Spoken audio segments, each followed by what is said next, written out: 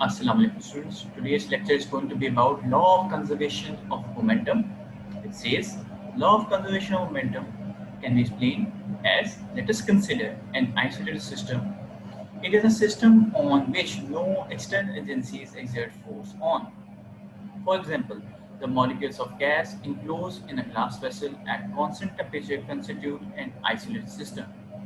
The molecules can collide with one another because of their random motion, but being enclosed by a glass vessel, no external agency can act on them or apply force on them. That means the isolated system is that system in which nothing can disturb the procedure in between. Like if this is a vessel and there are molecules inside it, then no air particles can disturb this vessel because it won't let the molecule inside be disturbed. It will stop the air outside itself. Similarly, the temperature from the sun cannot reach within the vessel internal point so that the molecules can start vibrating. So it is an isolated system. But this was the micro level explanation of isolated system. Let us assume a system which can be seen by us. For that, let us assume or let us consider an isolated system of two smooth, hard, interacting balls of mass m1 and m2 moving along the straight line in the same direction with velocity v1 and v2 respectively. Both the balls collide, and after collision, the ball of mass m1 moves with velocity v1 dash and m2 moves with velocity v2 dash in opposite direction as shown in figure. Let's say we have m1 of mass, m1 of yellow color, and m2 which is representing the second mass, which is of green color. They both are moving with velocity v1 and v2 as shown. In order to being collided with each other, let's assume that v1, the velocity of the first body, is greater than the velocity of the second body. In that case, this body will have more velocity to catch up with this body and collide with it. So let us assume that it collides with the second body. As it collides, what will happen? It will collide and move in opposite direction. That means the velocity direction are changed now. Now, if the velocity directions are changed, where will these two masses go? So these two will move in opposite direction with velocity v1 dash and v2 dash respectively. Now, for the momentum part. To find the change in momentum of mass m, we can know the force on that body, which is represented by F dash into T for the time in which the collision occurred, is equal to m1 into v1 dash, which is the momentum after the collision, because there's a dash over here. So m1 into v1 dash is representing the momentum after the collision minus m1 v1, which is the momentum before the collision. Similarly, for the ball of mass m2, we have F into T, which is equal to m2 into v2 dash, which is the momentum after the collision of the second ball, minus m2 v2, which is the momentum before the collision of the second ball. Now, moving on, what do we have the relation of these equations with? The first equation over here is basically of the force and time and mass of the first body, whereas the second equation is the relationship of force, time, mass, and velocity of the second mass. Now, when they collide, they both interact with each other. So we'll say that we are both adding up the equation or these two expressions so that we have a combination of these two forces, mass, and velocities. So the force in the first case for the first ball plus the force and time of the second case and the second ball. Similarly, the change in momentum for the first ball plus change in momentum for the second ball, because this was the momentum after collision minus this was the momentum before the collision. Similarly, m2 v2 dash is the momentum after collision for the second ball, and m2 v2 is the momentum before the collision of the second ball. Now, as we know that the time in this whole case for the same, so taking t as common over here, and force on these two balls, they both have the same forces on each other but in opposite direction. How can we prove it? Since the action of force F is equal and opposite to the reaction of force F dash, we have F is equal to minus F. That means they both have the same magnitude but in opposite direction. And how can we represent the opposite direction? By a negative sign. So the left hand side of the equation is 0. How?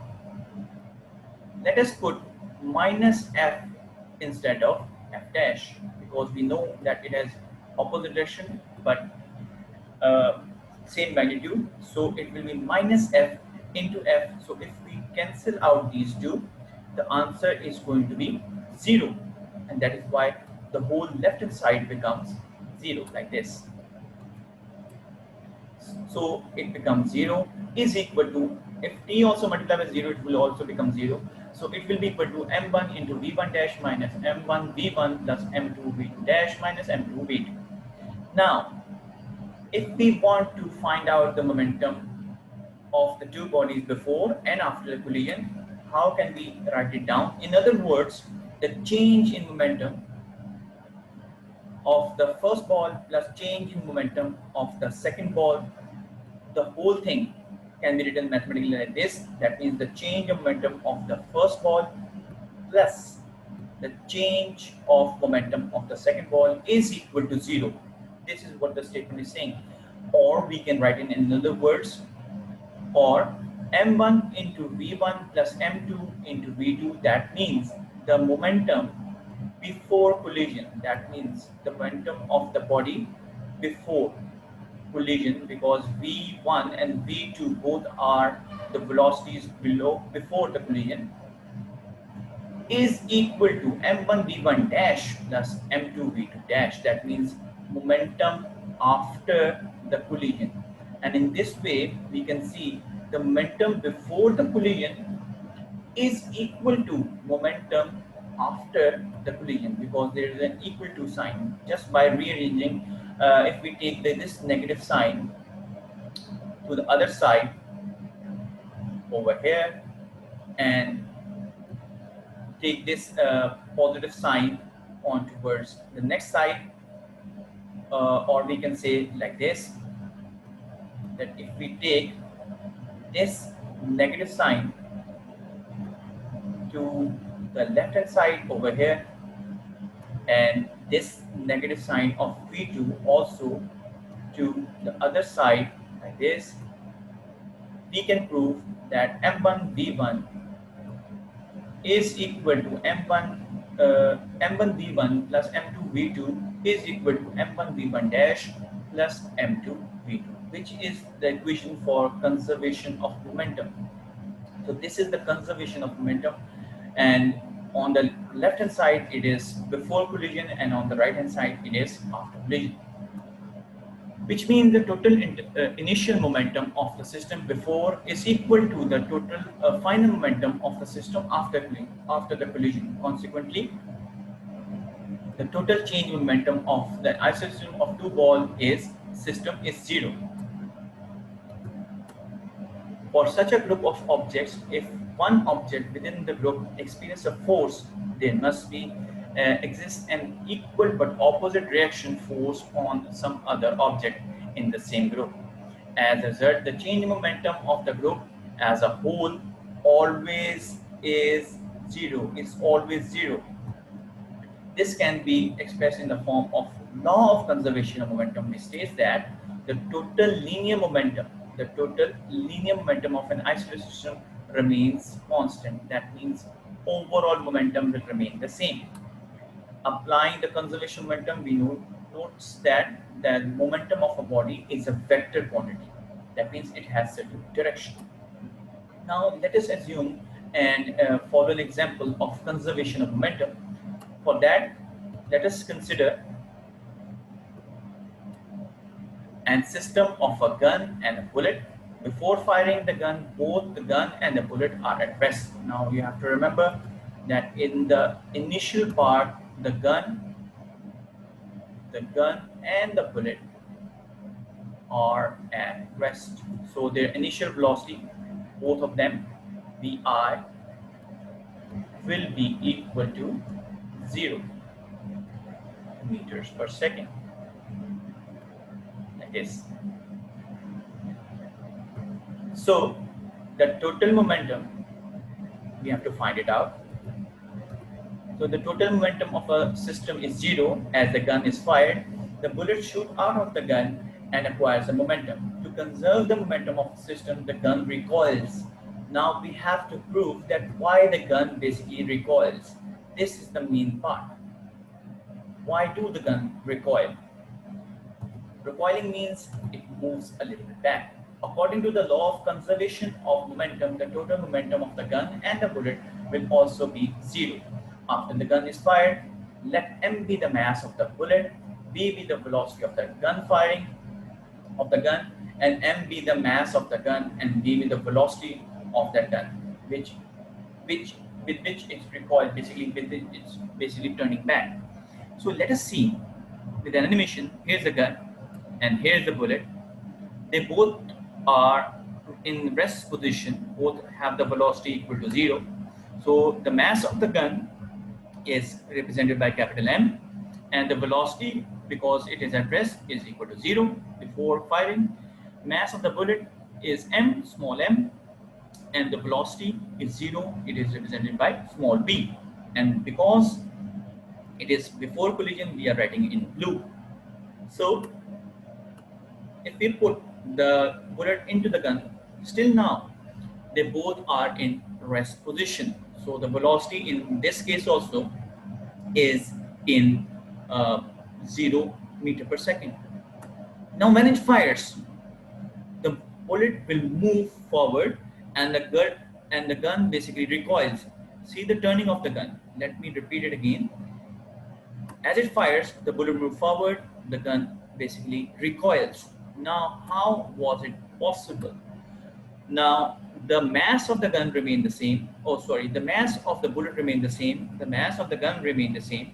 But the velocity of before firing and after firing has been changed.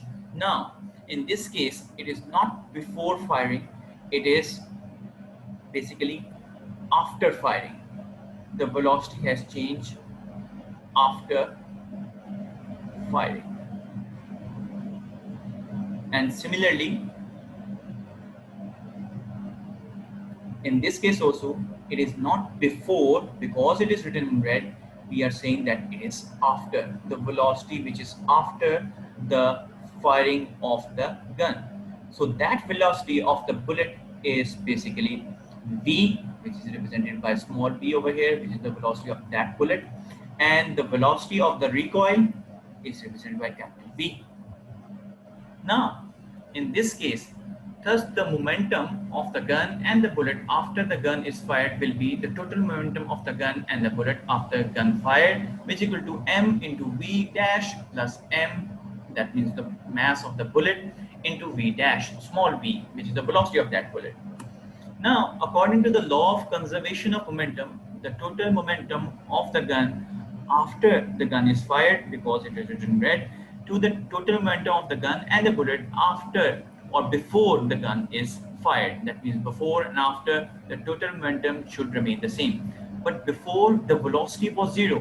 Before it started, everything started, the gun and the bullet both were at 0 velocity, just like over here.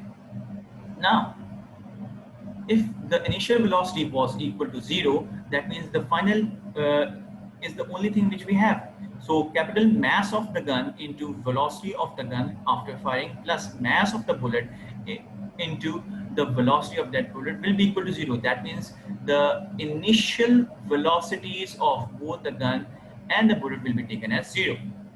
Now, if we want to calculate the velocity of the gun which it recoils, how much velocity it recoiled with, so taking the mass of the bullet and the velocity of the bullet to the other side, it will be minus m into v dash, And if we want to calculate the velocity of the gun, which is v dash, what do?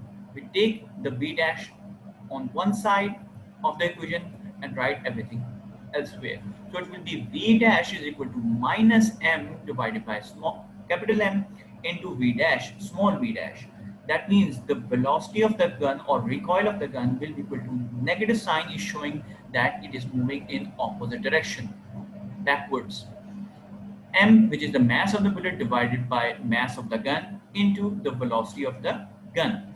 From this equation, we can prove or we can find out with what velocity the gun will move in the backward direction, or it will recoil with how much velocity in the backward direction.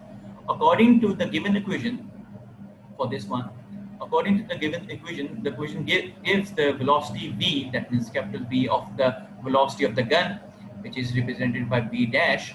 The negative sign indicates, just like over here, the negative sign, this negative sign basically indicates the velocity of the gun is opposite to the velocity of the bullet, that is the gun recoils. Since the mass of the gun is much larger than the bullet, therefore the recoil is much smaller than the velocity of the bullet. That means it is basically moving back, but not with the same velocity as that of the bullet because of the larger mass. Similarly, the rocket and jet engines also work on the same principle.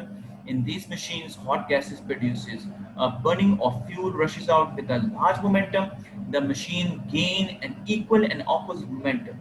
This enables them to move with the high velocities. That means the rockets which you have like this, the more thrust they have underneath them of the huge gases, they will move with large velocities, and this is how we get the rockets in space basically. I hope you understand today's lecture. Inshallah, we will meet again. Allah Hafiz.